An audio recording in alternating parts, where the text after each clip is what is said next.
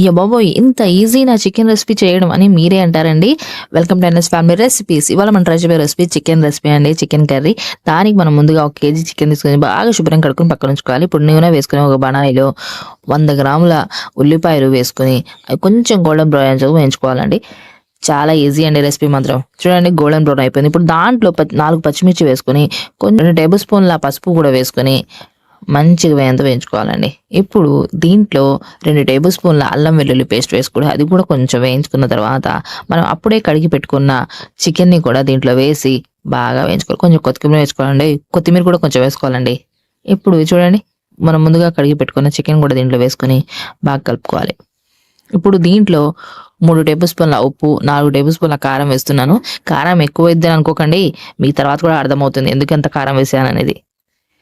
చూడండి ఉప్పు కారం వేసిన తర్వాత బాగా కలుపుకోవాలండి. ఒక నిమ్మకాయ కూడా ఇలా గింజలు లేకుండా రసం తీసుకొని దీంట్లో వేసుకొని అది కూడా బాగా కలుపుకోవాలి. ఇప్పుడే వేస్తే టేస్ట్ బాగుంటుందండి. తర్వాత వేస్తే అంతగా టేస్ట్ ఉండదు. కాబట్టి ఇప్పుడే వేసుకొని మంచిగా అన్నీ కలిసేలాగా బాగా కలుపుకోవాలండి. ఉప్పు కారం వేసిన తర్వాత బాగా కలపకపోతే అవి సరిగ్గా పట్టక టేస్ట్ రాదండి. అందుకని బాగా కలుపుకోవాలి. చాలా ఈజీ రెసిపీ. మీరే కామెంట్ చేసి చెప్తారు చాలా బాగుందని. ఇప్పుడు దీంట్లో ఒక పెద్ద టమాటా, కొంచెం కొత్తిమీర వేసి అవి కూడా కొంచెం మగ్గేంత వరకు బాగా కలుపుకొని మూత వేసి మీడియం ఫ్లేమ్ మీద వండాలండి. మీడియం ఫ్లేమ్ మీద వండితేనే చాలా టేస్టీగా ఉంటుంది. హై ఫ్లేమ్ మీద వండితే లోపల నుంచి కుక్ కాదు చికెన్. అందుకని మీడియం ఫ్లేమ్ మీద ఉంచుకొని బాగా వేయించుకోవాలి మూత పెట్టి. చూడండి 2 నిమిషాల తర్వాత ఆయిల్ పైకి వస్తుంది. టమాటాలు కూడా మగ్గాయి. 100 గ్రాముల పెరుగు వేసుకుని ఇప్పుడు హై ఫ్లేమ్ మీద ఉంచి బాగా కలుపుకోవాలి. ఎందుకంటే పెరుగు మీరు హై ఫ్లేమ్ మీద ఉంచి బాగా కలుపుకుంటే అది పగలకుండా వస్తుంది. లేదు మీరు మీడియం ఫ్లేమ్ మీద ఉంచి ఒక్కసారి కలిపి పక్కన ఉంచేస్తే పెరుగు పగిలినట్టు కనిపిస్తుంది. కాబట్టి హై ఫ్లేమ్ మీద ఉంచి 2 నిమిషాల పాటు బాగా వేయించుకోవాలి. అప్పుడే చూడండి పెరుగు మొత్తం మంచిగా ఉంటుంది. ఇదే చెప్పాను కదా సీక్రెట్ ఇంగ్రీడియంట్.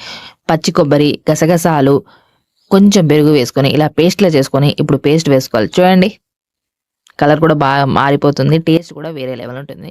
అమ్మమ్మలు నానమ్మలు చేసే వంటకం అండి.